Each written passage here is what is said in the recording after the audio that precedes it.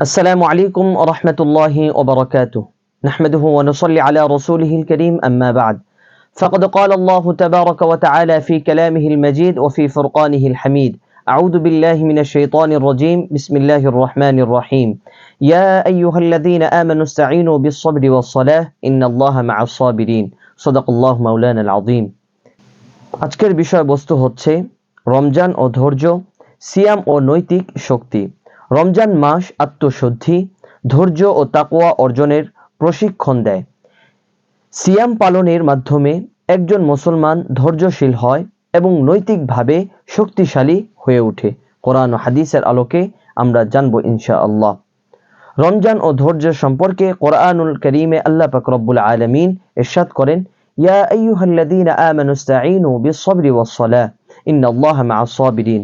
আল্লাহ পাক রব্বুল আলামিন বলেন, হে ঈমানদারগণ, তোমরা ধৈর্য ও সালাতের মাধ্যমে সাহায্য প্রার্থনা করো, নিশ্চয়ই আল্লাহ ধৈর্যশীলদের সঙ্গে আছেন। সূরা আল-বাকারা 153 নম্বর আয়াত।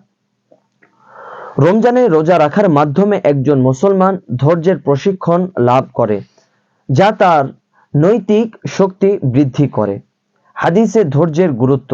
রাসূল করিম সাল্লাল্লাহু আলাইহি ওয়াসাল্লাম বলেন, আস-সিয়ামু নিসফুস সাবর।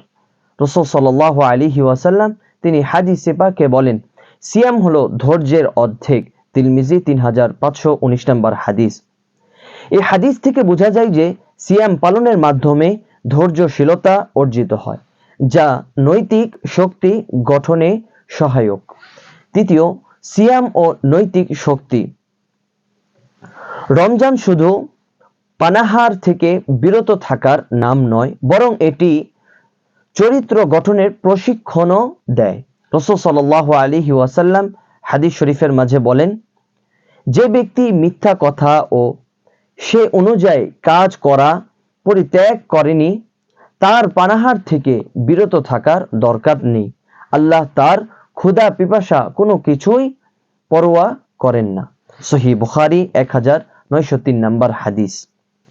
এই হাদিস থেকে বোঝা যায় রোজা শুধু ক্ষুধা পিপাসা সহ্য করার জন্য নয়, বরং এটি নৈতিক শক্তি বৃদ্ধি ও আত্মশুদ্ধির জন্য।